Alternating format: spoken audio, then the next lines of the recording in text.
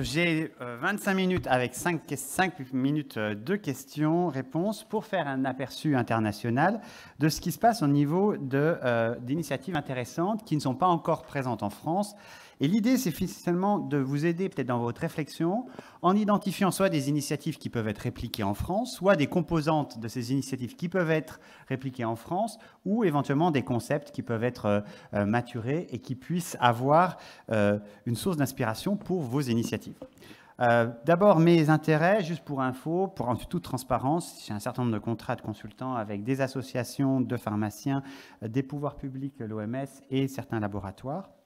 Mais ce qui est le plus intéressant, c'est le cadre général du bon usage. Et c'est, en ayant préparé cette diapositive, c'est finalement de démontrer qu'on a un continuum. Un continuum qui s'appuie sur deux éléments essentiels. Le premier, c'est le savoir et les compétences qui sont hétérogènes au sein des patients. C'est-à-dire qu'on ne peut pas considérer la population des patients comme ayant tous le même niveau. On a des patients qui sont experts, des patients qui sont moins experts. Et donc, cette compétence et savoir hétérogène des patients va avoir une influence sur toutes les parties bleues qui sont finalement lorsque le patient a un rôle particulier. Et puis, en parallèle, le savoir et la compétence de l'ensemble des professionnels de santé, que ce soit pharmaciens, médecins, infirmières, masseurs kinésithérapeutes, etc., dentistes, sages-femmes, pour n'en citer que quelques-uns. Ces deux éléments sont ce qui permettent les trois principales étapes du bon usage du médicament. Le premier, c'est au niveau de la sélection. Alors cette sélection, elle peut se faire en dehors d'un cadre, de professionnels de santé. C'est la première partie ici, lorsque les patients, en ouvrant leur avoir à pharmacie, vont dire qu'est-ce que j'ai? Ah, tiens, je pourrais prendre ça.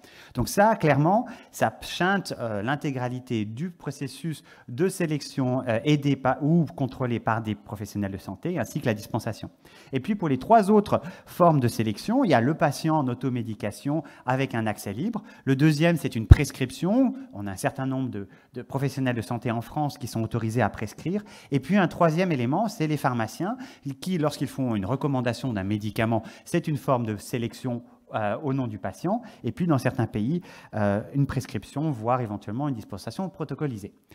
Et puis, la deuxième étape, c'est la dispensation qui vise à faire une validation de la sélection du médicament et de sa pertinence, à la fois au regard du problème de santé et de l'ensemble du traitement du patient. Et puis, si besoin, une amélioration, un ajustement en collaboration avec le médecin, le professionnel de santé qui est associé, mais aussi, bien sûr, le patient. Et puis la troisième étape, autour de l'utilisation, cette utilisation qui peut être soit faite par un professionnel de santé, c'est le cas par exemple d'une infirmière à domicile, ou par le patient lui-même, ou par les aidants, c'est-à-dire sa famille, l'aide ménagère qui aide le patient à prendre son traitement, notamment pour les personnes âgées. Et puis, in fine, l'élimination des restes qui a un impact aussi sur la capacité du patient, in fine, à utiliser ces restes de l'armoire à pharmacie. Et puis un élément essentiel, c'est en observant ce processus, on a une accumulation de savoir qui peut améliorer les pratiques. Alors, pourquoi ce cadre que je vais vous proposer? C'est qu'en fait, tout au long de ma présentation, on va aller à partir de ces différentes étapes pour illustrer quelles peuvent être les initiatives qui ont été effectuées au niveau national ou international dans les autres pays. Alors, la première, c'est comment on améliore les connaissances des futurs patients. Alors, l'intérêt, pourquoi je parle de futurs patients, c'est que j'ai sélectionné de façon un petit peu arbitraire les expériences en termes d'amélioration de l'éducation des jeunes enfants à la prise en charge et à l'utilisation des médicaments. Pourquoi? Pour deux raisons. Parce que, un, c'est des futurs patients ou déjà des patients actuels. Et puis, deuxième, c'est aussi un vecteur exceptionnel pour faire que ce partage de connaissances ait lieu aussi au sein de la famille. Puisque généralement, l'enfant va dire « Regarde, papa, c'est ce que j'ai appris à l'école » ou « Maman, ce que j'ai appris à l'école. Ah, ben ça ne se passe pas comme ça à la maison, comment ça se passe ?» Donc ça, c'est un élément essentiel. Et puis, il y a des formats très divers. On a des interventions par des professionnels de santé, que ce soit des médecins ou des pharmaciens, dans les écoles de leur quartier, avec des outils qui ont été développés par des structures professionnelles qui les aident dans cette intervention. Donc, on a des diapositives qui sont préparées, un plan de cours, des outils pédagogiques et ludiques pour animer ces interventions. C'est le cas, par exemple, du Japon. Vous avez en haut les mangas du Japon qui sont utilisés par les pharmaciens japonais. Et puis, en Espagne, on a des programmes assez similaires. Un autre exemple, c'est l'intervention des professionnels de santé, médecins, pharmaciens principalement, auprès de la formation des futurs instituteurs. Et là encore, on essaye d'améliorer la connaissance de ces acteurs essentiels de l'éducation des jeunes patients que sont les instituteurs. Troisième exemple, c'est des animations spécifiquement faites dans les écoles. Notamment, c'est le cas du programme en Portugal qui s'appelle Génération en bonne santé. Je vous fais l'impasse sur la prononciation en portugais, qui en fait est un bus aménagé qui fait la tournée des écoles primaires du Portugal, notamment du sud du Portugal. D'autres exemples d'animation, des pièces de théâtre montées et jouées par les enfants, ils sont désormais acteurs du transfert de savoir, des animations lors des événements prisés par les enfants, que ce soit des fêtes ou autres, et puis un certain nombre de livres, de BD sur le thème général de l'automédication, du bon usage des médicaments, comme c'est le cas du Portugal, ou sur des exemples particuliers d'antibiotiques. Mais, deuxième élément, et j'espère que je n'ai pas chagriné certaines personnes qui sont à la HAS, il faut partir du constat que l'expertise clinique en termes de choix n'est pas forcément concomitante ou n'implique pas forcément une expertise dans les éléments de communication auprès de l'ensemble des partenaires. Et c'est en partant de ce constat qu'en Australie, il y a un organisme qui est en fait une organisation non gouvernementale, financée principalement par le gouvernement, mais dont la gouvernance est entièrement entre les mains des associations professionnelles, médecins, pharmaciens, infirmières, sages-femmes et autres. Et l'objectif, c'est d'aider les professionnels de santé à faire des décisions éclairées quant aux médicaments, ainsi que les patients. Et pour ce faire, ils ont mis en place un ensemble d'activités qui vont des informations synthétiques sur les médicaments basées sur les données probantes, qui sont disponibles sous une grande variété de formats. Donc, ces informations sont sous forme de publication, c'est sous forme d'un site internet, d'un centre d'appel accessible aux professionnels, mais aussi aux patients, des informations intégrées au logiciel de dispensation. Autre élément, ils sont impliqués dans l'évaluation des pratiques professionnelles. Pas seulement en termes d'auto-évaluation, mais aussi en amélioration, en animant des groupes qui reflètent sur cette évaluation professionnelle. Et puis cette évaluation professionnelle, elle permet aussi d'avoir un retour de ce qui se passe réellement sur le terrain. Et ce qui fait que NPS Medicines Wide, qui est donc cet organisme, est celui qui a la plus grande base de données en Australie des activités de prescription des médecins.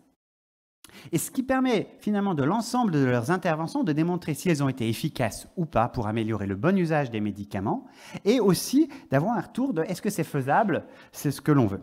Et puis, en complément de ça, NPS Medicines Wide fait de la formation, fait de la visite auprès des cabinets médicaux et dans les hôpitaux pour les former les professionnels sur le bon usage du médicament. Et puis au niveau des patients, là encore, un ensemble d'activités qui sont menées au niveau des documents, des formations, des campagnes annuelles, un site internet, une application dédiée. Donc c'est un ensemble assez conséquent. Et la particularité finalement de NPS Medicines Wide, c'est en fait de dire que c'est des données probantes.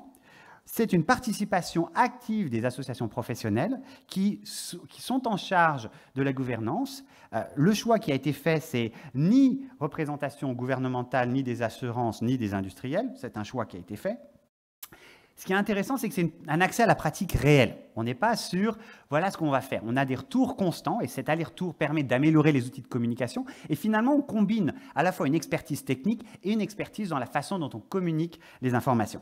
Et puis, autre élément, c'est des économies qui sont réalisées par le meilleur usage et par la prévention des événements iatrogéniques qui sont conséquentes, comme on le voit sur cette diapositive.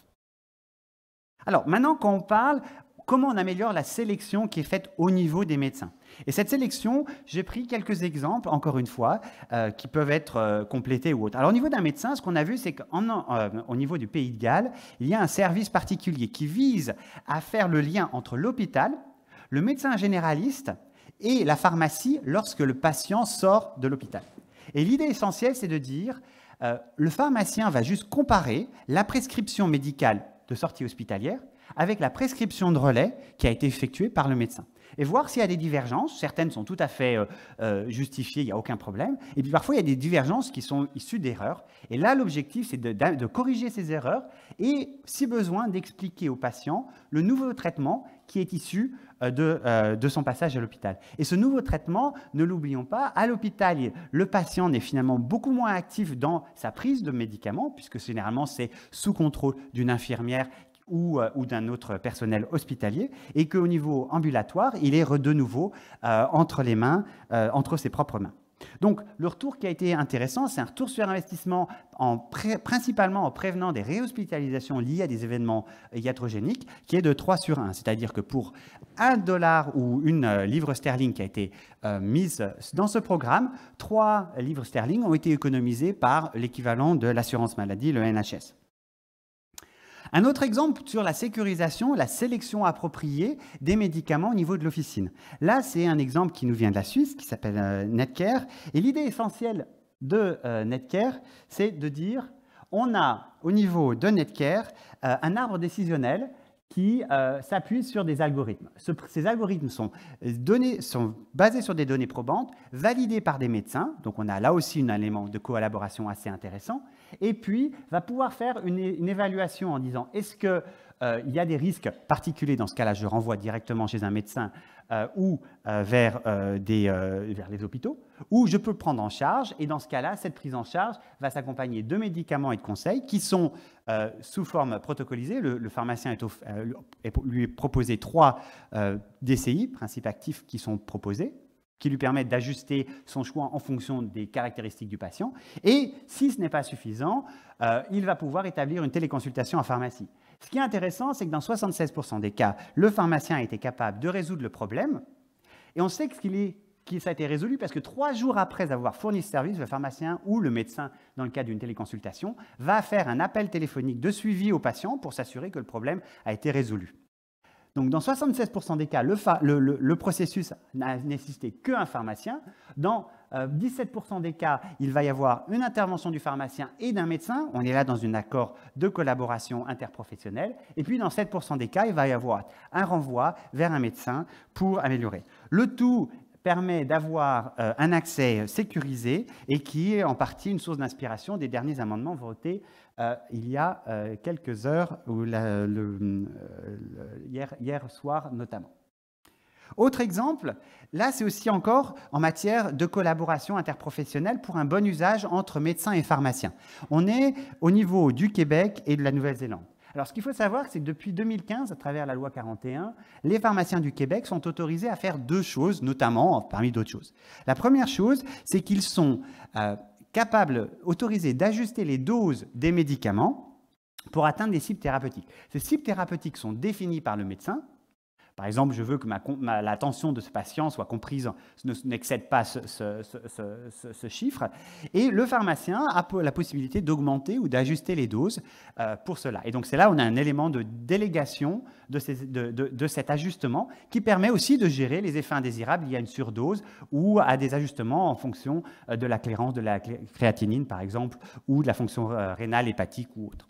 Et puis un deuxième élément, c'est que le pharmacien peut aussi, pour permettre un meilleur ajustement des doses, prescrire des analyses de laboratoire ou des mesures qui lui permettent justement de s'appuyer, de servir de base pour s'appuyer sur cet ajustement, avec dans tous les cas un rapport régulier au médecin traitant en disant ce patient est bien contrôlé, il n'y a pas de problème, et s'il y a un problème de contrôle, il va renvoyer au médecin en disant voilà les différents éléments que j'ai essayés qui n'ont pas été efficaces, et le médecin peut avoir une meilleure libération du temps.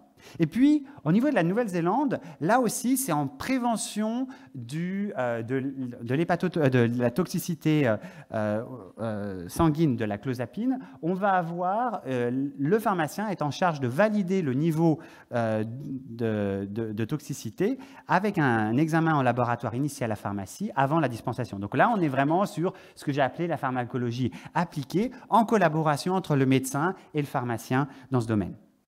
Après, une fois qu'on a fait cette dispensation, comment on assure que l'usage du médicament il est optimal? Et ça, c'est un exemple qui nous vient de Norvège, qui s'appelle Medicine Start, et pour lesquels le Parlement norvégien a autorisé ce service l'année dernière. Et finalement, ce service, c'est quoi? On sait que 25% des patients qui ont débuté un traitement ne vont pas avoir une deuxième dispensation. C'est-à-dire qu'ils vont faire uniquement 1 mois de traitement, et le 2e mois, il n'est pas renouvelé. Et donc, c'est pour pallier à cet élément essentiel de continuité de soins et pour renforcer cette adhésion que cette intervention a été créée. Une semaine après la première dispensation, on va avoir un entretien structuré, assez court, avec le patient pour voir s'il comprend son traitement, s'il expérimente des problèmes particuliers, des faits indésirables ou autres, et pour trouver des solutions avec lui. Et puis, 3 à 5 semaines après ce premier entrevue, le pharmacien va faire une consultation de suivi qui peut être par téléphone. Et donc, dans ce cas-là, on voit une amélioration de l'adhésion, un meilleur retour du médecin, puisque le médecin il sait que ce patient continue à prendre ce traitement, et c'est des éléments, encore une fois, qui sont coûts-efficaces. Des programmes similaires existent en Angleterre, ça s'appelle New Medicine Service, et puis ils sont en développement dans un certain nombre d'autres pays. Autre élément, une prescription, pour moi, je suis un peu provocateur, alors veuillez m'excuser, une prescription, c'est une liste de shopping, c'est une liste de courses, c'est une liste par produit. C'est-à-dire qu'en tant que patient, ça ne me permet pas forcément, ça se transpose pas forcément en schéma de prise. Je ne sais pas si on me met tel produit une fois par jour, celui-là matin, midi et soir, et le 3e matin et soir. Ça ne me dit pas forcément facilement comment je dois le prendre au quotidien. Et donc, en fait, en Belgique, à travers le programme de pharmaciens référents, les pharmacies éditent à chaque dispensation de médicaments, que ces médicaments soient prescrits ou en OTC, un schéma de médication qui va préciser quels sont les médicaments à prendre le matin, le midi, le soir. Et ce schéma de médication est non seulement, bien sûr, remis aux patients, mais il est aussi remis à l'ensemble des professionnels de santé impliqués, notamment le médecin traitant. Un autre exemple de programme collaboratif entre médecins traitants et pharmaciens, c'est ce qui se passe en Angleterre avec ce qu'on appelle le Chronic Medication Service ou le service de médication chronique, si on veut faire un anglicisme. Il a été testé depuis 2009 et ensuite 2010-2011 étendu à l'ensemble des pharmacies. Et en fait, il s'intègre une collaboration interprofessionnelle et ce qu'on appelle les plans de soins pharmaceutiques. L'idée, c'est de dire le pharmacien va évaluer les patients chroniques, définir pour l'ensemble des patients chroniques ceux qui ont des problèmes qu'ils doivent résoudre en priorité et ensuite mettre en place un certain nombre de solutions pour améliorer l'observance ou résoudre les problèmes expérimentés par le patient qui ont un impact sur son bon usage. Et ces éléments essentiels, c'est que cette activité, elle est sur une plateforme commune entre médecins et pharmaciens, et ce qui permet aux médecins à tout moment de savoir quels sont les problèmes qui ont été rencontrés par le patient, qui peuvent expliquer éventuellement des résultats thérapeutiques décevants. Et cette plateforme commune est finalement un outil de meilleure gestion entre les deux professions de santé. Et ce qui est aussi intéressant, c'est que ça permet aussi, si besoin, notamment pour les patients, chroniques stabilisés, d'avoir des ordonnances qui vont jusqu'à 48 semaines. Et pendant toute cette durée, le pharmacien va de façon régulière faire un rapport automatique à chaque dispensation et à l'issue des 48 semaines, va faire un rapport synthétique au médecin traitant pour faire le point sur l'usage et les résultats de santé de ces patients. Ça, c'est pour le secteur traditionnel ambulatoire. Et puis, dans le secteur qui est plutôt l'équivalent des EHPAD, la Suisse a un élément intéressant qui est une collaboration entre médecins, pharmaciens, infirmières dans ce qu'on appelle une assistance pharmaceutique en établissements médico-sociaux, c'est-à-dire en EMS. L'idée essentielle, c'est de dire le pharmacien de l'officine qui est en relation contractuelle avec cette EMS va faire le suivi des consommations des médicaments, va éventuellement identifier les priorités de rationalisation et de mauvais usage de ces médicaments au sein de l'équipe et ensemble, sans vouloir blâmer telle ou telle personne, arriver à faire un consensus local au sein de l'équipe soignante. Lui, il ne sert qu'en tant qu'animateur de cette équipe pour améliorer les prescriptions et à mettre en place ce consensus. Ce qui est intéressant, c'est que dans ce cadre de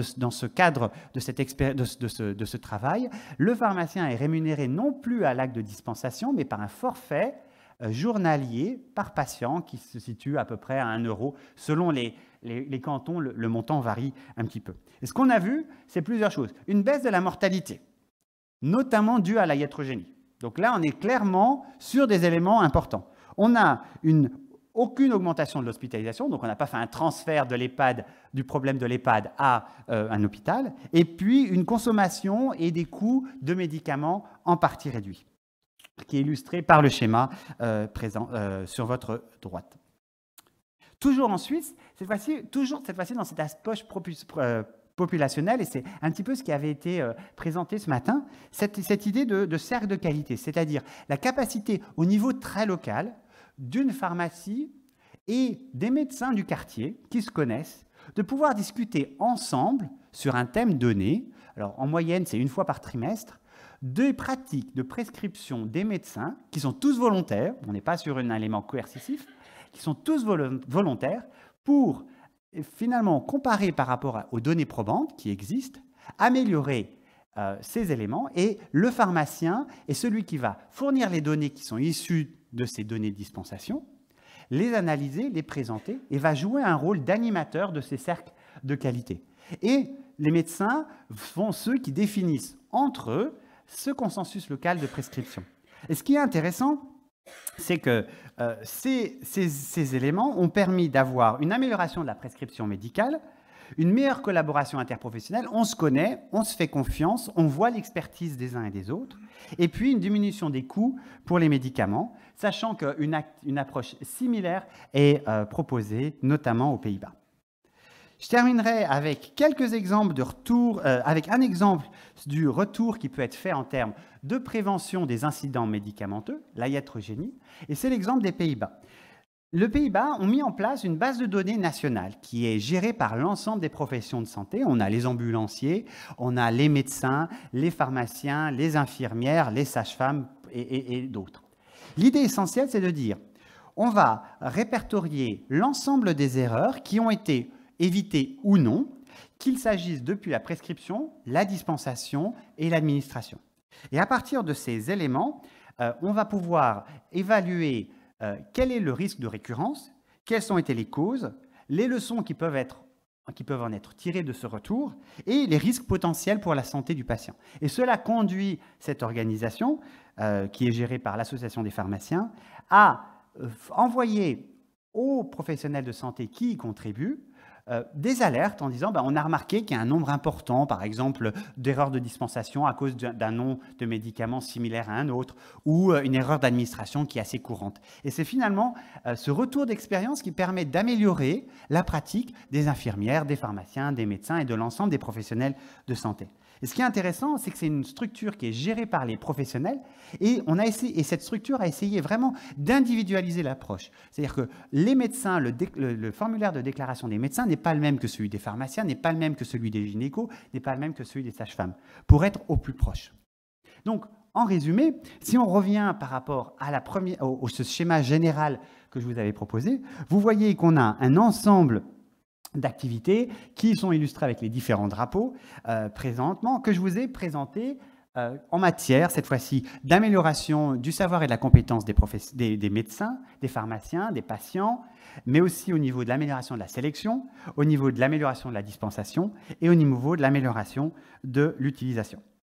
Mais c'est un élément, pour être tout à fait honnête, c'est une sélection très partielle. Il existe de très nombreuses autres initiatives en termes de prévention du mésusage qui soient volontaires, que ce soit en termes d'addiction, à des fins de suicide, à des fins récréatives, ou même à l'utilisation, comme c'est le cas de la pseudoéphédrine en tant que précurseur de la production de méthamphétamine. On a également d'autres services pour améliorer l'observance, qui s'appuient ou non sur des aspects techniques.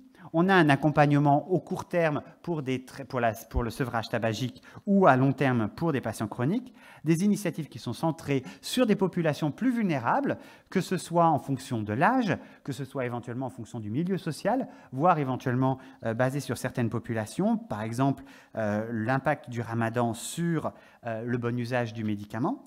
Et puis, on a parlé tout à l'heure de la déprescription et de la démonstration d'un certain nombre de techniques opérationnelles. Alors, vous pouvez vous poser la question, pourquoi j'ai choisi ces quelques éléments? Et en fait, ces éléments, c'est issu notamment de la réflexion de EMS Health, qui est maintenant IQVIA, qui a estimé que chaque année, au niveau mondial, il y a 475 milliards de dollars qui peuvent être évités si on a un usage responsable des médicaments. Et donc, en moyenne, ça représente 6% du budget national consacré à la santé. Pas juste du budget consacré aux médicaments, c'est du budget national à la santé. Et vous avez la répartition entre les problèmes d'adhésion, d'accès précoce au traitement, c'est-à-dire qu'on n'est pas juste à limiter le nombre, mais aussi à avoir un accès plus précoce au traitement, l'optimisation de l'usage des antibiotiques, la prévention des erreurs médicamenteuses, un meilleur usage des génériques, et puis ici, la polymédication. Et donc, face à l'ensemble de ces actions, EMS Health avait évalué plus de 50 interventions possibles et les avait évaluées en fonction de l'impact possible de ces interventions. Et deuxième élément, la rapidité des résultats de ces interventions, c'est-à-dire que ces interventions avec finalement un résultat rapide. Et était arrivé à la sélection ci-dessous, qui sont les 5 éléments que vous retrouverez, que vous avez sans doute retrouvé par rapport à mon explication préalable, qui était un rôle plus avancé des pharmaciens dans la gestion de la médication. J'ai mis la version anglaise et puis la traduction personnelle en français pour ceux qui ne maîtrisent pas forcément la langue de Shakespeare. Le deuxième, c'est l'investissement dans les audits médicaux, dans les bilans de médication, dans une meilleure collaboration interprofessionnelle au niveau des patients âgés. Troisième, c'est une meilleure collaboration et peut-être une déclaration d'usage des antibiotiques. Le quatrième, c'était améliorer finalement la déclaration d'erreurs médicamenteuses sans une culture de blâme, c'est-à-dire ne pas avoir forcément peut-être une obligation ou une responsabilité pénale. C'est le cas notamment en Angleterre où l'année dernière, ils ont passé une nouvelle loi qui exonère la responsabilité pénale lorsque la déclaration a eu lieu en amont de la détection par les autorités de santé. Et puis, soutenir les programmes d'accompagnement ciblés pour les maladies chroniques les plus courantes. Voilà, en quelques mots, c'est un bref aperçu de ces quelques initiatives. Encore une fois, peut-être l'initiative en tant que telle peut être produite, certaines composantes, le concept ou d'autres peuvent être combinés ensemble. Et si vous avez des questions, c'est avec plaisir que j'y réponds. Merci.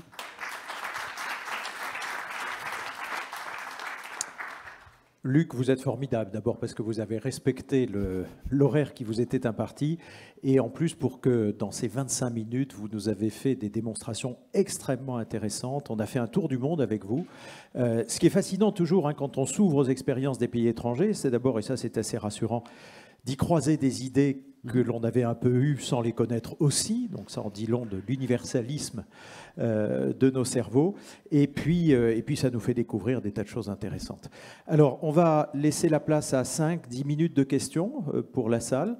5 minutes me montre-t-on aussi. Alors, les questions. Voilà.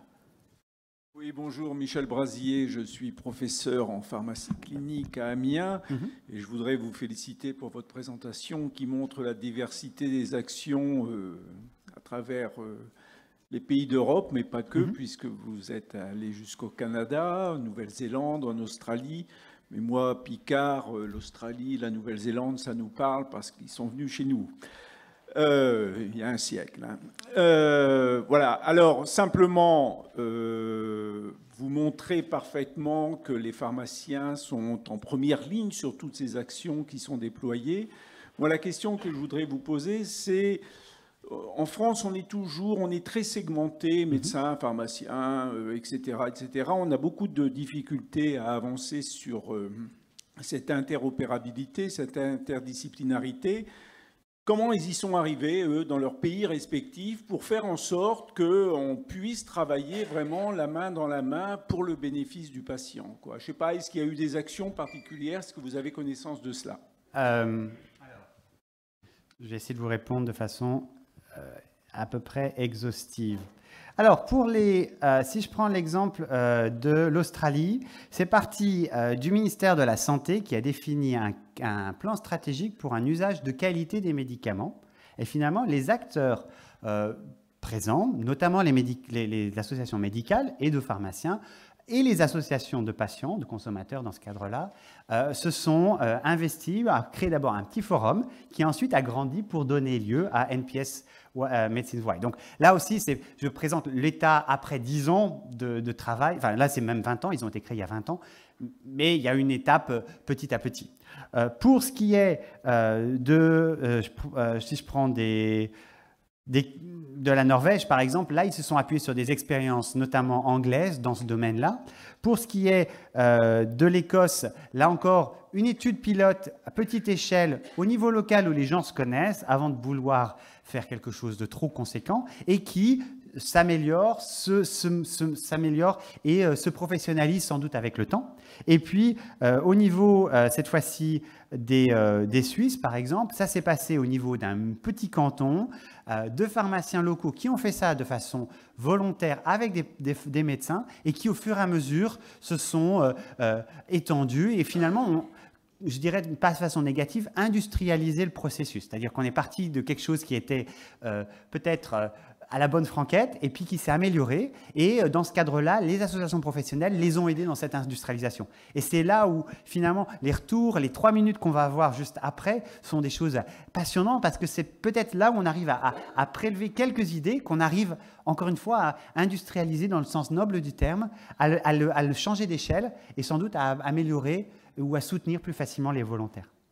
Merci pour cette réponse et pour cette question, parce qu'au fond, vous nous permettez là d'expliquer des choses que l'association Bon Usage a expérimenté aussi. On voit bien que ce qui marche, et je rejoins tout à fait votre exposé, c'est quand on part, pardonnez-moi, du concret, du terrain, de l'expérience. Et au début, je crois qu'il faut avoir l'ambition d'une preuve de concept. Point. Et puis après, on extrapole, comme ça, modestement, on extrapole, et ça, c'est extrêmement bien retrouvé. Je crois qu'il y a aussi des sujets culturels, hein, c'est un peu ça que vous voulez nous dire, les barrières culturelles entre les différents acteurs, et pas que, ce qui me frappe aussi, c'est la culture publique-privée aussi. Hein. Ce partenariat public-privé, il est nécessaire. Enfin, on voit bien qu'on ne peut pas corriger quelques sujets que ce soit, d'ailleurs, quand il s'adresse à des changements de comportement des acteurs de santé qui sont sur le terrain. Ça ne peut pas venir d'en haut, hein, et ça ne peut pas être uniquement administré. Hein. Donc, ces croisements comme ça, culturels et bottom-up, top-down, si j'ose dire, qui font un peu la magie du truc, me semble-t-il. Après, il y a aussi des incitations économiques qu'il ne faut pas les lier. Ouais. Par exemple, je prends l'exemple, je n'ai pas parlé des États-Unis, mais il y a des choses intéressantes. Les États-Unis ont adopté une législation, enfin une réglementation, qui dit que s'il y a une réhospitalisation moins de 30 jours après la sortie hospitalière, la réhospitalisation est à la charge exclusive de l'hôpital. Elle n'est pas couverte par l'assurance maladie. Donc, je prends cet exemple extrême, mais c'est de dire, je ne suis pas en train de dire qu'il faut le faire. Vous avez, dans un certain nombre de pays, médecins, pharmaciens qui ont des rémunérations sur l'équivalent des ROSP par rapport à des bons usages. Donc, à partir de données centralisées. On a des éléments qui peuvent être moteurs en complément de la volonté de travailler ensemble et de la connaissance et de l'appréciation des compétences des uns et des autres. Alors nous, en France, on préfère la deuxième version, hein, l'incentive positive. Hein, ça veut dire. Mais ce que vous dites, c'est l'intérêt à agir des acteurs. Indispensable. Il ne se passe rien tant qu'on n'a pas déclenché l'intérêt à agir des acteurs. Est-ce qu'il y a d'autres questions, du coup, qui ont suscité ces dernières interventions ? Où on passe, et alors là, on sera tout à fait parfaitement dans les temps. Non, là-bas, on va vous passer un micro. Votre diaporama, il va être... Si vous l'acceptez. Ah oui, bien volontiers. Oui, bonjour. Les idées. Alors, Madame Marchand-Pilar, ça va peut-être sortir un peu des jalons de votre étude, mais je suis doctorante en droit médical et je travaille sur le sujet de l'insertion de l'impact environnemental des médicaments dans la réglementation des médicaments. Donc vous me voyez un peu venir. Je sais que ça en était un peu discuté ce matin. Ça a été notamment mentionné, cette initiative de l'éco-prescription, notamment en Suède. Et je voulais savoir si dans le cadre de votre étude, vous avez trouvé d'autres pays, d'autres pays qui auraient mis justement des initiatives par rapport à l'environnement et l'impact environnemental des médicaments. Alors, la Suède est en avance sur ces sujets. La FIP avait organisé un certain nombre de réflexions sur ces éléments parce qu'en fait, l'impact environnemental, il peut aussi intégrer l'endroit de production, le mode de transport des médicaments depuis le site de production jusqu'au pays de consommation. Il peut intégrer aussi le risque vis-à-vis des soignants. Je me rappelle, j'avais une étude qui est juste une étude qui avait été faite dans un centre anticancéreux en France, dans la région de Niort. Et ce centre anticancéreux, ce qu'ils ont décidé, c'est qu'ils ont fait une analyse de la concentration des anticancéreux au sein de l'équipe soignante, de l'ensemble des personnels soignants de cette structure. Et en fait, la personne qui avait la plus forte concentration, c'était l'esthéticienne du centre. Parce qu'en fait, elle appliquait des crèmes, elle était en contact avec la peau des patients et patientes qui subissaient une chimiothérapie, et c'était elle qui finalement était dangereuse. Donc on a un certain nombre de panels. La difficulté, c'est pas juste de dire les conditions de production, d'acheminement, voire les produits eux-mêmes et les modalités de mise au rebut. Donc tous ces éléments. Mais si vous voulez, on peut en rediscuter après avec plaisir. Oui, c'est Jean-Paul Ortiz aussi ce matin qui a soulevé, c'était très étonnant d'ailleurs son intervention, parce que lui-même, pour m'en avoir parlé, avait été étonné de voir les remontées des médecins qui plébiscitaient ce thème d'une éco-responsabilité de la prescription. Voilà, donc sujet à creuser, et je pense que c'est un sujet qui relève effectivement du bon usage du médicament. Merci infiniment, on vous applaudit à nouveau. Et